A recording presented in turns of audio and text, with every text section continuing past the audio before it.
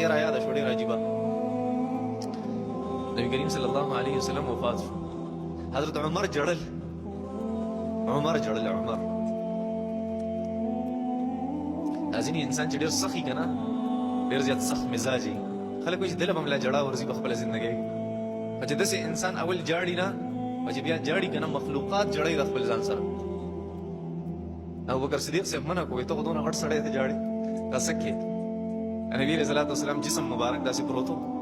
حضرت عمر راغی هغې ته ودرېد حضرت ابوبکر صدیق ته مه جاړه هلته حالات خراب ابوبکر صدیق رضی الله تعالی ودرېدو خلکو ته وما محمد الا رسول قد خلت من قبله الرسل افإن مات او قتل انقلبتم على اعقابكم ومن ينقلب على عقبيه فلن يضر الله شيئا وسيجزي الله الشاكرين نبی علیہ السلام وفات شو اے خلکو ابوبکر صدیق سے امام بخاری رحمۃ اللہ علیہ روایت نقل کړی دی ابوبکر صدیق رضی الله تعالی عنہ نبی علیہ السلام وفات شو که تاسو نبی علیہ السلام عبادت کوئ چرته نبی علیہ السلام بالکل عبادت مکه واپس مرتد شي او که تاسو د الله جل شانه عبادت کوئ په الله مرګ ناراضي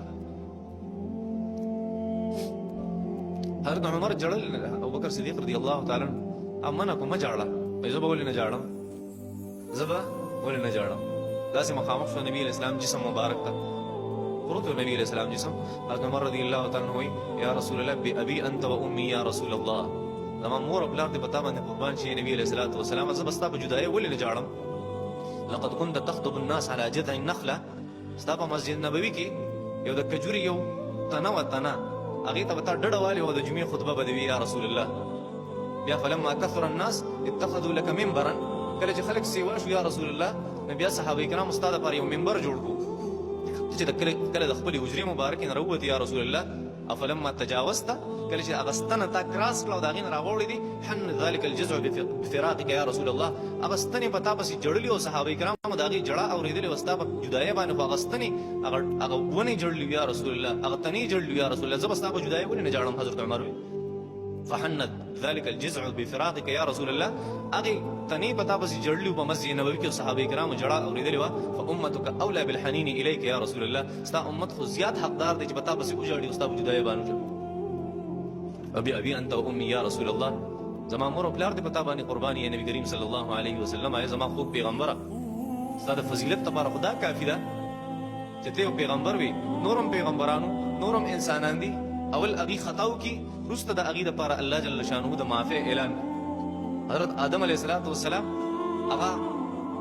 هغه بوټی وسکو د هغې نه پس ربنا ظلمنا انفسنا وان لم تغفر لنا وترحمنا لنكونن من الخاسرین معافي وروسته وه خطا مخکې وه او داسې ټولو انسانانو سره کېږي خطا اول کې معافي وروسته کېږي یا رسول الله وایي زما مور او پلار دې په تا باندې قربان شي الله ستا معافي مخکې ذکر کړې ستا خطا یې وروسته ذکر کړې عفا الله عنك لما اذنت لهم اے نبی علیہ الصلوۃ والسلام الله جل شانه دې تا ته معافي وکړي تا ولې دې ته داسې وي الله جل شانه ستا خطا وروسته ذکر کوي او ستا معافي مخکې ذکر کوي ستا د فضیلت لپاره دا خبره کافي ده یا رسول الله ستا د فضیلت لپاره دا خبره ډېره کافي ده چې الله جل شانه لقد بعثك الله آخر الانبیاء الله جل شانه ته آخري پیغمبر را لېږلی وذکرک اولا او په قرآن مجید کې ډومبی تذکره ستا کړې وإذ أخذنا من النبيين ميثاقهم الله جل شانه فرمایي کله چې مونږه وعده واغسته انبیاء کرامو نه دي هغه مضبوطه وعده ومنک استانم واغسته ومن نوح وابراهيم وموسى وعيسى بن مريم واخذنا منهم ميثاقا غليظا ته د ټول نه اخري پیغمبر راولېږلی او تذکره ستا د ټول نه مخکې کې یا رسول الله ستا د فضیلت لپاره دا خبره کافي ده